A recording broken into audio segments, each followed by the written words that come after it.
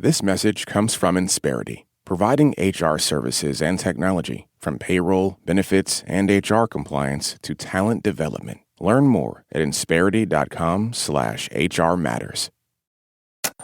This is Planet Money from NPR.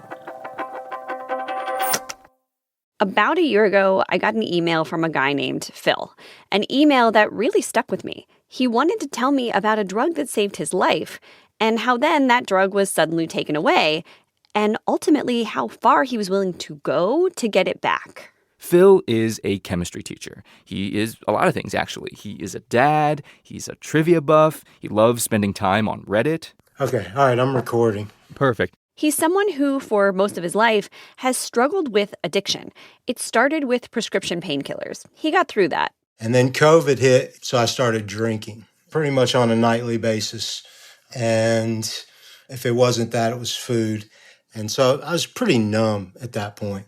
I mean, 300 pounds, drinking alcohol every night. Phil says when you're in the grip of addiction, it's like there's this person that you know you can be, a good person, a decent father, a kind husband.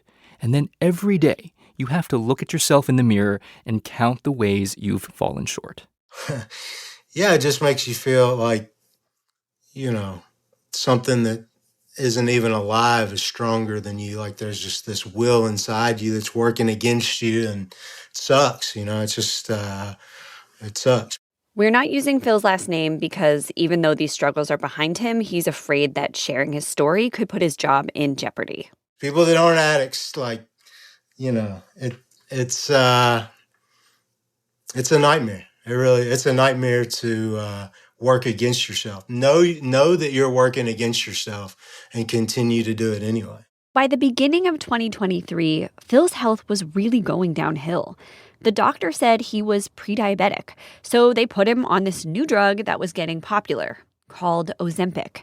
It was for type 2 diabetes and was supposed to help Phil manage his blood sugar levels. But for Phil, it did a lot more than that. Almost immediately, Phil started losing weight. Within 3 months, he didn't need his blood pressure meds anymore. But the most dramatic change, all of Phil's cravings, not just for food, but for pills and alcohol, all those addictions, they just kind of vanished. Literally, the bourbon in my freezer sat in my freezer for probably, I would say, maybe till Christmas or something like that. And I took one drink and I was like, what are you doing? What are you doing, idiot? I didn't enjoy it at all. So yeah, the craziest thing that I can describe it, what it does is limits the rewards. Like all those, the food and the pills and the alcohol, it quiets all that noise, all that extra noise that's in, not in normal people, but in addicts. It just quiets it. It was actually disorienting. Like, now that his addictions were pushed to the side, who was he even? All my comforts, that I had relied on were no longer there. Like, I was emotional. My wife called me emotional Phil, Ozempic Phil, whatever. And I knew it. Like, I knew I was being a big, giant crybaby and sensitive but all my coping mechanisms were gone. But now, he says, he was finally able to be the guy he wanted to be for himself, for his kid, for his wife. And I think she finally got her husband, And for this medicine that Phil says truly saved his life, he only had to pay $25 a month. It was all covered by his health insurance for a while. Yeah. You see, about a year after Phil started taking this life-changing medicine, Phil and his wife had to switch insurance plans. And when he showed up at the pharmacy counter to pick up his Ozempic, this time they told him he would have to pay full price. They're like, yeah, if you want this, it's over $1,000. Yeah, it would cost more than $1,000 per month. And I kind of have to be on this drug. It's not optional for me. So Phil joined an ever-growing crowd of Americans, millions of people who couldn't get their hands on Ozempic or Wegovy or Zepbound or Mounjaro because they couldn't afford this drug with the power to change their lives. But also, there wasn't enough of it to go around. And all of those collective desires, all of that pent-up demand, it became a force so strong that it is threatening to rewrite the rules around how drugs are sold in the U.S. Hello and welcome to Planet Money. I'm Jeff Guo. And I'm Sydney Lupkin. Sydney is NPR's pharmaceuticals correspondent. She's been reporting on drugs like Ozempic for years. Yeah, I have talked to hundreds of patients and doctors about them. And what I've learned is that this is not just a health story. It's a story about economics, about a market that's been stretched to its breaking point. Right. Like, what happens when demand for a new drug is way higher than predicted? When demand, runs circles around supply? Today on the show, a drug that's changing people's lives is also challenging the traditional way we buy and sell medicine, creating a parallel market of copycats that might be here to stay. Support for this podcast and for Planet Money Summer School comes from Capital One. With no fees or minimums on checking accounts, it's no wonder the Capital One bank guy is passionate about banking with Capital One. If he were here, he wouldn't just tell you about no fees or minimums. He'd also talk about how Capital One cafes are open 7 days a week to handle your banking needs. It's pretty much all he talks about, in a good way. What's in your wallet? Terms apply. See CapitalOne.com/bank. Capital One N.A., member FDIC. This message comes from Insperity, providing HR services and technology, from payroll, benefits, and HR compliance to talent development. Learn more at Insperity.com/HR matters. When Phil went to his doctor to re-up his Ozempic prescription, the note he got back from his new insurance said, nope, they wouldn't pay for it anymore.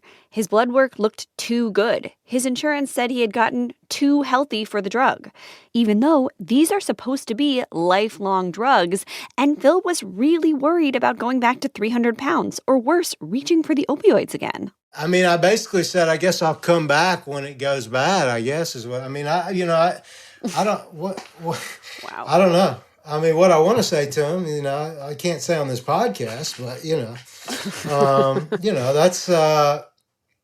that's the country we live in. That's the country people want, I guess. I don't know.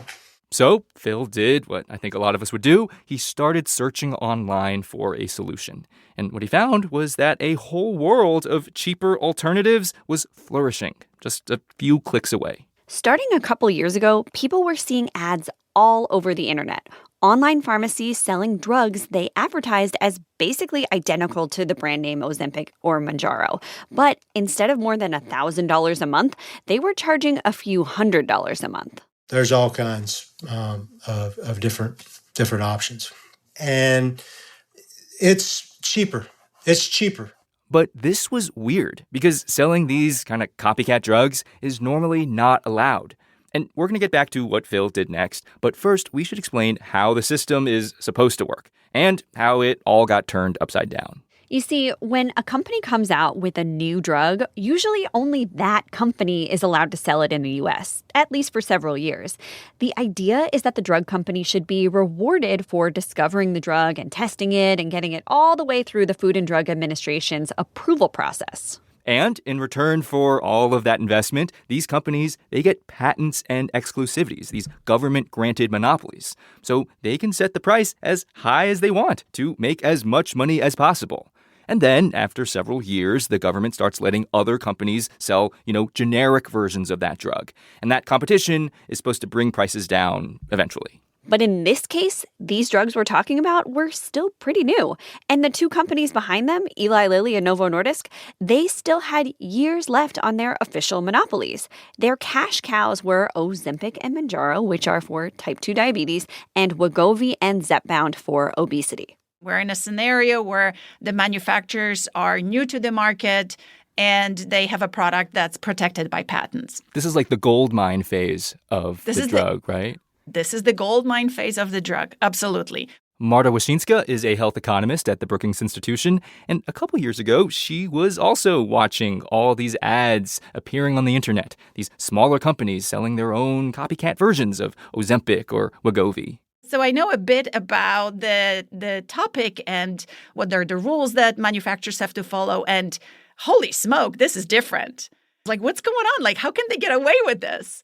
How were all these other companies, and there have been a ton of them, selling basically dupes? The answer has to do with a kind of quirk in the laws regulating how drugs are sold in America. You see, while Novo Nordisk and Eli Lilly had their great lucrative monopolies on these obesity drugs, it was basically on them to make enough of these drugs to meet demand. And let's just say they were not quite prepared for that demand to basically go viral. Let's talk about ways I prepare for injection day. It is my second dose of Wegovy today. This is my fifth. These drugs became very popular very quickly. I have been on Ozempic for 4 or 5 months. On injection day, I really make a point to eat, get my protein goal in. Cheers to injections. By 2022, there was a massive shortage. People would go to their pharmacies and all these drugs would be out of stock. The drug companies were in a weird situation of having a drug that was too popular. And they've told me that they just totally underestimated how much the demand for these drugs would blow up. Marta says this was all highly unusual. She can't even think of another time when a brand new blockbuster drug was just sold out like this. Clearly, the projections were exceeded. So it sounds like these drug companies made a big mistake, like an epic mistake, like a $1 billion mistake. Oh, I think it's a lot more billions of dollars than just 1 billion. Now, whenever a drug is in shortage, the manufacturers are supposed to go to the FDA and tell them, hey, we're having trouble keeping up with demand. Because then the FDA can help, grease the wheels to fix the problem, help them source ingredients, get a new production line inspected and up and running, stuff like that. So that's what these drug companies did.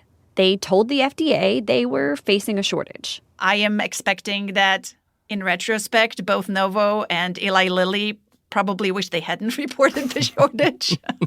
Yeah, because when the FDA officially declares that a drug is on the shortage list, it also opens the door to these kind of copycats that people like Phil were seeing online. The way it works is these copies, which are not generics, they were coming from something called compounding pharmacies. These are a special kind of pharmacy that mixes up custom versions of drugs. For instance, if a little kid who can't swallow pills needs a drug that only comes in pill form, the compounding pharmacy can make them a liquid version. They can even make it cherry flavored. Or if a patient is, say, allergic to a certain preservative, they can formulate a version of a pill that doesn't have it. Think about mortar and pestle, right? That's really what kind of the heart of compounding is. And that's how we made drugs for centuries. Same way you make guacamole. That's how you make guacamole, yes. Jeff. But you're mixing chemicals. During an official shortage, compounding pharmacies aren't limited to mixing up custom medicines. They're allowed to pitch in and make more or less copies of the drug that's in short supply, even if that drug is still patented. And for obesity drugs, that little backup system immediately opened up a big opportunity. Compounding pharmacies around the country, big and small, started jumping in and filling prescriptions. So some patients, if they live near a compounding pharmacy, could pick it up there. But lots of people filled these new prescriptions online through a telehealth company. And then a licensed compounding pharmacy somewhere in the U.S. would send them the medicine in the mail. To understand how this whole parallel supply chain sprang up, we talked to a guy who started out as a customer but ended up as a weight loss drug entrepreneur. Back in 2023, Chris Spears placed his first order for weight loss drugs through a telehealth company. They were delivered right to his door. There's a brown box, sitting on the front steps from FedEx. It's got a cooler inside of it that you crack open and, a bunch of papers that I'm supposed to read. And I'm like, well, what else is in here, right? The meds in that box very quickly improved Chris's health, just like they did for Phil, the chemistry teacher. But what was inside that brown box was also about to change Chris's life in a different way, because it was this little window into that big new supply chain. You open up the vial, and it's got the name of not the company I bought it from, right? It's got the name of the pharmacy. Okay, there's somebody else in this supply chain. Chris decided he wanted to learn the ins and outs of the business. He started by visiting a bunch of compounding pharmacies, and what he found was that they really run the gamut. Some of the smaller ones, they're mixing up the drugs by hand, but like gloved hands, because these are trained pharmacists. Like, there is a pharmacist in a clean room, fully in their geared up, white outfit, pulling it out of one vial and putting it into this little vial and then putting a cap on it. Some of the bigger compounding pharmacies, they're more like mini factories. There's a pharmacist in there still that is, brewed a big bag of medication and they put it in a machine and they run, 250 vials out of that machine in 5 minutes. And what Chris saw, big picture, on his tour of these pharmacies was how quickly and nimbly they were able to expand their operations to meet this deluge of demand. They saw the opportunity and they jumped on it. I'm absolutely aware of a couple of pharmacies that went from relatively small to, 10, 20x the size they were prior to 2023. So Chris jumps in too. But his idea is not to start another compounding pharmacy, but to build a business to help sell these weight loss drugs, his very own telehealth company. He would build a website that would connect patients to the compounding pharmacies mixing up these drugs and also connect them to doctors who could prescribe them. Yeah, he would be the middleman. By January 2024, he opens the virtual doors to his very own telehealth weight loss startup. It's called Orderly Meds, and at first, it did not seem like it was going to work. I think we got to end of January and we had 14 customers. And I was like, okay, that doesn't even cover the cost of the hardware and the servers that we're having to run. But the demand was out there. Pretty soon, Chris had 143 customers. Then it was 3,000 customers. Last month, he had more than 50,000 customers. So if compounding pharmacies are one big reason behind the boom in obesity drugs, telemedicine companies like Chris's are another. They're the ones out there marketing these drugs, putting up bus wraps and Facebook ads.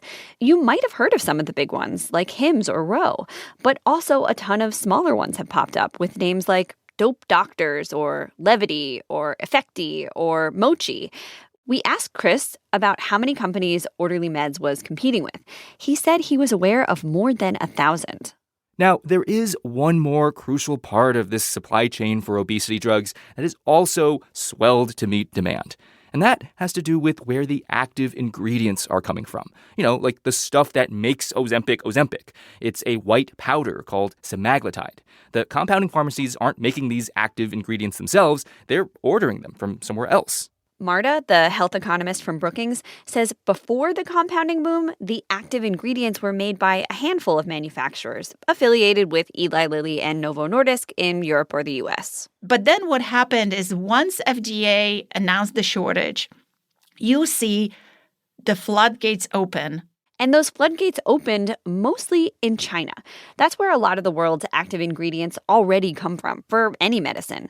So the Chinese manufacturers were quickly ready to expand operations. Marta says none of this surge in obesity medications would have been possible if there hadn't been this whole set of factories ready and able to synthesize these powders. I think it's like over 50 manufacturers within a year and a half, like with a short time period, are saying we can make this. It's really hard to track how big this parallel industry has become, like how many Americans are taking these drugs, because now most sales aren't going through health insurance. But Marta figured out another way to gauge it. Instead of trying to figure out how many customers were ordering doses, she decided to look further up the supply chain. Marta started sifting through import records to see how much semaglutide was being shipped over. When I first looked at the quantities, you might see, several grams being moved. And you're like, this is very little. But 1 gram of that raw Ozempic powder is actually a lot. 1 gram is equivalent to 4,000 starting doses of Ozempic. And a lot of the shipments were 500 grams, maybe a kilogram. But there were several shipments. There were 5 shipments that were larger than 20 kilograms. Wow. Oh, my gosh. Yeah, looking at a period of about a year and a half, Marta counted enough semaglutide to make 1.2 billion starting doses. That's more than enough Ozempic for every adult in America to take it for a month. And this was all legal. The manufacturing, the compounding, the telehealth companies getting it to customers. But at every level of that alternative pipeline, the regulations are different. These compounded drugs, they don't have to go through the same FDA approval process as new medications or their generic counterparts. The compounded drugs are in this kind of regulatory no man's land. For example, the manufacturers in China making that Ozempic powder, Marta says they're not as scrutinized by regulators to make sure they're safe. So the only requirement is they have to be registered with FDA, which means you have to tell them you exist. And they're supposed to have a certificate of analysis if they get asked for it. A certificate of analysis is basically a lab report showing that your raw Ozempic powder meets standards. The problem is that right now, there are no public agreed-upon standards for things like how do you make this drug, how do you test its quality, and so on and so forth. So they get to pick their own set of standards of what constitutes a quality product, of what constitutes a proper semaglutide. This sounds like a total Wild West situation. Or, as we might want to say here, Wild East, given where the product is coming from.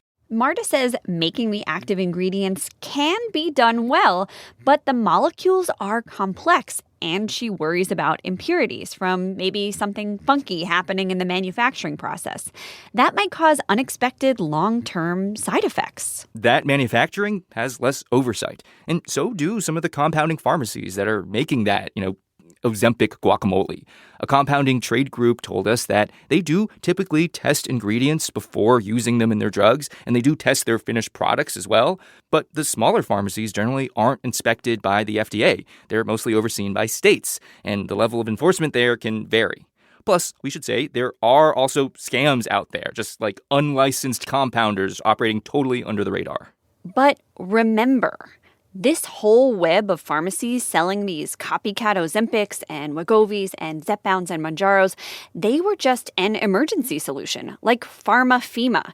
This whole parallel supply chain that seemingly sprang up overnight was supposed to be temporary, while there's a shortage. And so, starting around last fall, when the FDA announced that, hooray, the shortage is over, all of these companies were supposed to hand the weight loss drug business back to Eli Lilly and Novo Nordisk. But the Chris Spearses of the world, let's just say they had other plans. And so did Phil, the chemistry teacher.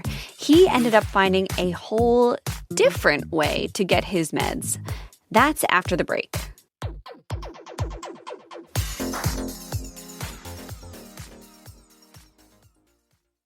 Support for this podcast and for Planet Money Summer School comes from Capital One. With no fees or minimums on checking accounts, it's no wonder the Capital One bank guy is passionate about banking with Capital One. If he were here, he wouldn't just tell you about no fees or minimums. He'd also talk about how Capital One cafes are open 7 days a week to handle your banking needs. It's pretty much all he talks about, in a good way. What's in your wallet? Terms apply. See CapitalOne.com/bank. Capital One N.A., member FDIC. This message comes from Ethos. It's easy to put off getting life insurance until something unexpected happens. That makes you realize your family needs you covered. Ethos makes it easy. It's 100% online. No medical exam, just a few health questions. Apply in minutes and get same-day coverage up to $3 million. Get your free quote today at ethos.com/money. That's ethos.com/money. Application times and rates may vary. This message comes from Odoo, the all-in-one business management software platform. Whether you're a small or large business, Odoo gives you one flexible platform built to grow with you. Try today for free at odoo.com/planetmoney. So, here is where things stood near the end of 2024. Basically, demand for weight loss drugs had grown so big that it kind of broke the normal system for who gets to make and sell pharmaceuticals in the U.S. It unleashed this whole parallel industry, a separate pipeline outside of the control of Big Pharma. And these were not generic drugs, which have to go through a complicated FDA approval process. These drugs were not FDA approved at all. They were being sold through a looser, faster system because this was all supposed to be temporary. And then, in October of 2024, the FDA announced that the shortage for one of the two key ingredients, tirzepatide, it was over. A few months later, it said the shortage for the other one, semaglutide, that was over as well. That meant that, in theory, this entire parallel industry was supposed to grind to a halt, including the telehealth companies like the one Chris Spears was running. So October hits, shortage is going away. kind of world goes bananas. Like we've got to figure out what's next for us, right? Is that like the end of your company? Yeah. Unless they could come up with a way to stay alive. So first, a group of compounders decided that they were going to take the FDA to court. You see, the FDA had said that, according to its calculations, Eli Lilly and Novo Nordisk had increased their production enough that they would be able to meet all the demand from now on. But the compounders were like, how do you even measure the demand at this point? You can't just look at the people getting it the old-fashioned way through insurance and whatnot. And sure, everyone knows someone who's trying to get their hands on Ozempic just to lose a few pounds, go from thin to skinny. But what the compounding pharmacies had shown was that if you lower the price of these drugs, suddenly there are many, many, many more people demanding them. But ultimately, the FDA didn't budge. They reaffirmed that the shortage was over. Message to compounders, no more compounded dupes of these brand name drugs. So next, the companies were like, what if instead of making dupes, we add something to it to change it up a bit? Customize it, because the law still allows compounding pharmacies to make custom versions of a drug. That's the reason for their existence. Yeah, some companies were like, what if we offered Ozempic as a patch instead of, as an injection? Or what if we took regular Ozempic and we added stuff to it, like vitamin B12? That's totally different from what Novo Nordisk is doing. But when Chris at Orderly Meds suggested trying this, the doctors writing his customers' prescriptions were like, no, we cannot argue that these are customized drugs when it's the same thing for like 50,000 patients. So Chris was like, okay, well, what if we really, really customize these drugs in the spirit of the original idea behind compounding pharmacies to meet every patient's unique needs? That's what he's working on right now. He's leased a huge facility in Tampa, Florida, where they'll mix up 82 different combinations of weight loss drugs. It is not the doctor prescribing the exact same thing for every single patient. The doctor's looking at blood work, looking at your gut biome testing, looking at your DNA, and then saying, this is the right set of additives for you to have the best outcome. So that is the state of Chris Spears' current bid for survival. And Chris says he has gotten his share of cease and desist letters from the brand name manufacturers. The executive vice president of one of those manufacturers, David Moore of Novo Nordisk, he told me he thinks what this whole parallel market is currently doing is not really in the spirit of compounding. That's using, safe and approved active pharmaceutical ingredients to make the compounded medicine. Not something that is imported, as a business to be marketed and advertised to patients. That compounding business is putting pressure on the name brand manufacturers. Novo Nordisk and Eli Lilly have now both started to offer discounted versions of their drugs, trying to compete. So if you're willing to pay out of pocket, you can now get a month's supply of, say, Wegovy direct from Novo Nordisk for about $500. Still, last month, Novo Nordisk told investors that compounded versions of obesity drugs were officially eating into its sales of Wegovy. Marta from the Brookings Institution, she has been watching this battle between the drug companies that invented these products and everyone else trying to get in on the action. And she doesn't see an end in sight. There's just too much money. There are too many players at this point that have entered. It's like trying to put a genie back in the bottle. It's hard to measure exactly how many telehealth companies are still selling compounded obesity drugs, but I did compare the number of new social media ads from right before the shortage was first declared over to 6 months later, and they went from 40 to 2,000. Those ads are a reflection of the number of people out there who have come to depend on these drugs. People like Phil, the chemistry teacher whose insurance kicked him off Ozempic while he was still struggling with food and drug addictions. As thankful as I am for them to develop this, I'm very thankful for that. But I think it's disgusting that they make this drug and that this life's changing and then so many people can't afford it. Now, Phil knew about this whole world of cheaper, compounded obesity drugs, but he started looking for an even cheaper way to get what he needed. He was like, why do I need to go through a company like Orderly Meds or Hims or even through a compounding pharmacy at all? Where do the compounding people get their drugs? Where do they get it from? Yeah. It's coming from a lab in China or India. Phil discovered these online communities, some were on Reddit, some on private channels on Discord, where regular people, like the patients themselves, were ordering raw knockoff Ozempic powder or raw knockoff Mounjaro powder directly from labs overseas. So Phil decided that he would try to order these active ingredients for himself. Recently, he showed us one of the packages that he got. This is the thing it came in. Oh, just like a box. It looks like the size of a contact lens box. Yeah. In his hands, Phil is holding 10 months' worth of tirzepatide, the active ingredient in Mounjaro and Zepbound, which came in the mail from China. The little carton is covered in a mix of Chinese and English words. Multi-effect young skin set. What? Yeah. So it's disguised. Yeah. It's disguised. Yeah, it's generally not legal for manufacturers to sell this stuff directly to patients. Okay, so then you pull it out. Uh-huh. And there's little vials. There they are. There are 10 of these little vials. They look like little bottles with big red caps. Each of them holds 30 milligrams of this white powder. Wow. So it's kind of a solid chunk there. You can see it. Yeah. Phil says he watched some YouTube videos that taught him what to do. He takes this powder he gets in the mail and he adds what's called bacteriostatic water, basically sterile water mixed with preservatives, which he also buys off the internet. And then, once a week, Phil takes a syringe, draws out some of this off-brand Mounjaro liquid that he mixed up himself, and injects it into his abdomen. And for each of these vials, which for Phil contains about a month's supply, Phil is not paying the list price, which is over $1,000. He's not paying the price that telehealth companies are advertising, which is like $300 a month. He's paying $50 a month.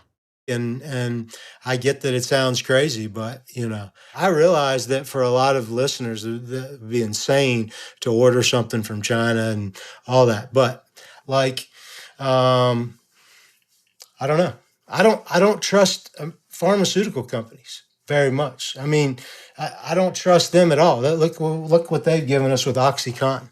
Phil says there are people on his Reddit forums and Discord chats who will send the powders that they're buying from overseas to an independent lab for testing, and they'll share those lab results with each other. But listeners, to be clear, we are not suggesting that anyone should do this.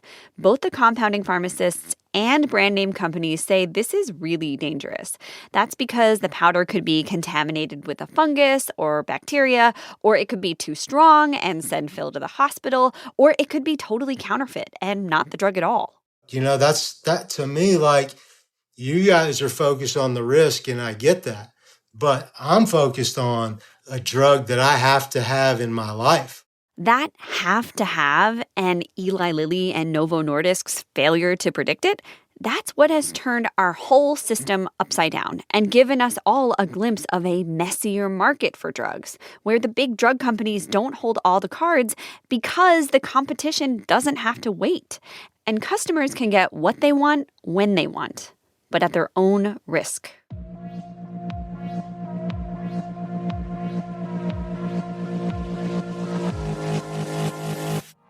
Before we go, a quick shout out to our Planet Money Plus listeners. Your support helps keep NPR going. Seriously. And as a thank you for that support, you get access, of course, to our regular bonus episodes, which might be an extended interview or behind-the-scenes content, or even a new episode format that we're trying out. If you're not a Planet Money Plus supporter, it's easy to sign up. Just go to plus.npr.org. This episode of Planet Money was produced by James Sneed. It was edited by Marianne McCune, fact-checked by Sierra Juarez, and engineered by Gilly Moon and Debbie Daughtry. Alex Goldmark is our executive producer. I'm Jeff Guo. And I'm Sydney Lufkin. This is NPR. Thanks for listening.